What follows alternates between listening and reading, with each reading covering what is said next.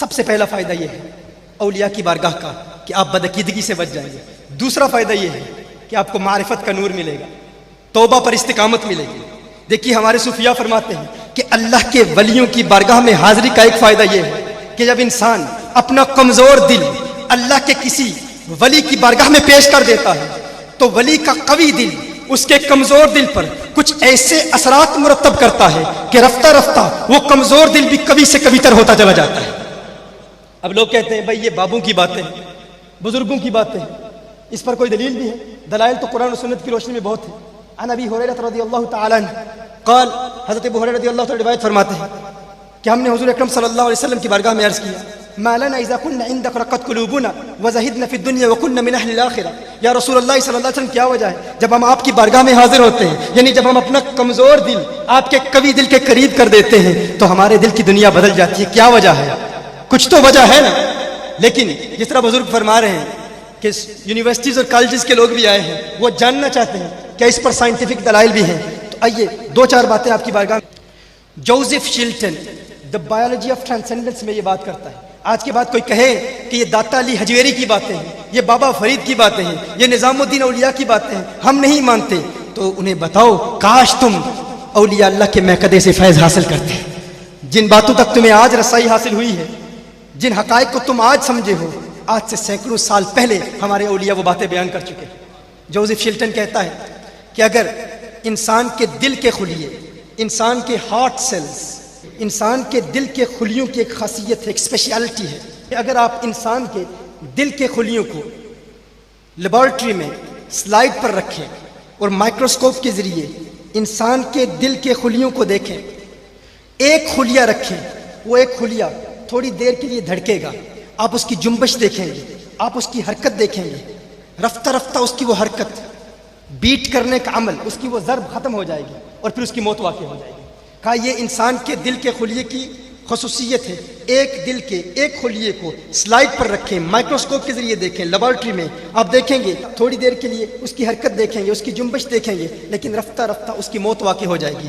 کہا لیکن اگر دل کے دو خلیوں کو لیبارٹری میں سلائڈ پر رکھیں اور انہیں قریب کر لیں, وہ دو خلیے جب قریب ہوں گے تو آپ دیکھیں گے وہ پہلا خلیہ اس میں حرکت پیدا ہوگی, رفتہ رفتہ ان دونوں کی حرکت سنکرنائز کرے گی, وہ ردمکلی سنکرنائز کریں گے, ایک ہی ردم میں, ایک ہی جنبش, ایک ہی بیٹ, ایک ہی ضرب میں ان کی دھڑکن, اس کی حرکت مل جائے گی. کہا جب یہ حرکت ملتی ہے تو وہ قوی خلیہ جو دوسرے سے زیادہ قوی ہوتا ہے وہ کچھ الیکٹرو میگنیٹک ویوز پروڈیوس کرتا ہے, الیکٹرو میگنیٹک ویوز کچھ لہریں پروڈیوس کرتا ہے. وہ لہریں اس کمزور دل کے ایک خلیے پر ایسے اثرات مرتب کرتی ہیں کہ وہ کمزور خلیہ بھی پھر کچھ لہریں پروڈیوس کرتا ہے, پھر وہ دونوں کی لہریں مل جاتی ہیں. اگر ان دونوں خلیوں کو سلائڈ پر قریب رکھو گے تو آپ دیکھو گے پھر وہ ایک ہی لے میں, ایک ہی تناسب میں, ایک ہی وزن میں ان کی حرکت ہوگی اور پھر کسی خلیے کی موت واقع نہیں ہوگی.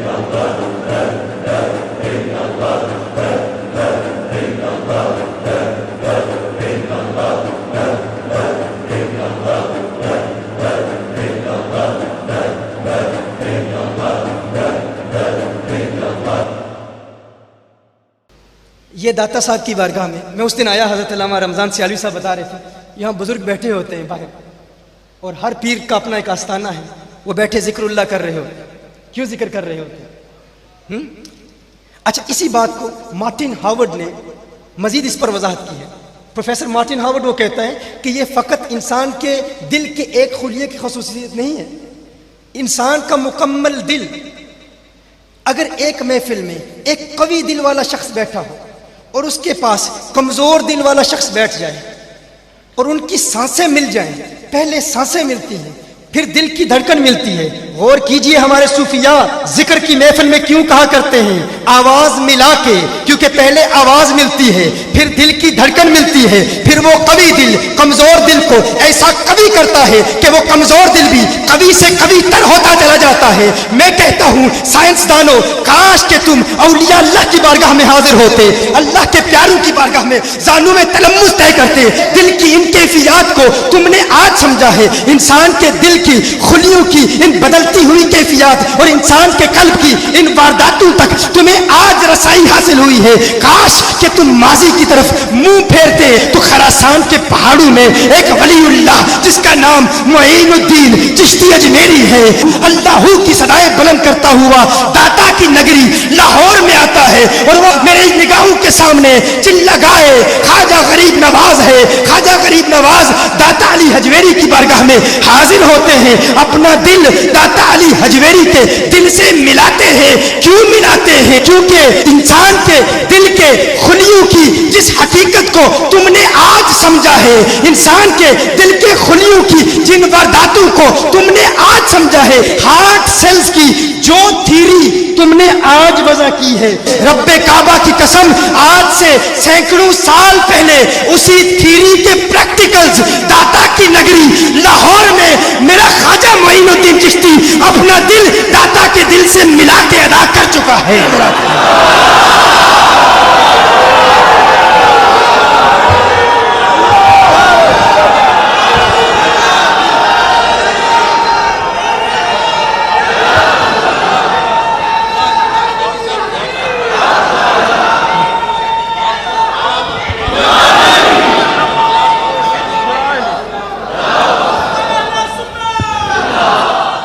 یہ تھیری ہے، وہ پریکٹیکلز پہلے ادا کر چکے ہیں۔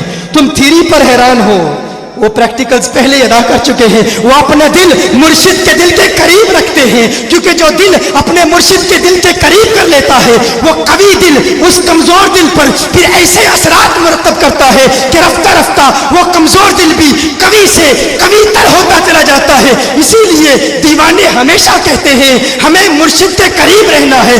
کیوں قریب رہنا ہے؟ ایک مرتبہ جب قرب مل جاتا ہے ایسی وجدانی کیفیات تیری ہوتی ہے، ایسا کیف ملتا ہے، ایسا سکون ملتا ہے، انسان دنیا کے سارے غم بھول جاتا ہے۔ پھر انسان دل سے کہتا ہے میں اپنے مرشد کی لغت میں سمجھا دوں، انسان پھر دل سے کہتا ہے ہار تھیواں تینڈے گل دوے ماہی، ہار تھیواں تینڈے گل دوے ماہی، نمے اصلو دور نہ تھیواں یا تینڈے پیراں دی تھیواں جتی نت قدمہ ہیٹ مدھیواں، عجز نیاز ہے مٹھی ساڈی نت باندی یار صدیواں، یار فریدا مکتے دل بردا نمے ویکھ ویکھ کے جیواں، نمے ویکھ ویکھ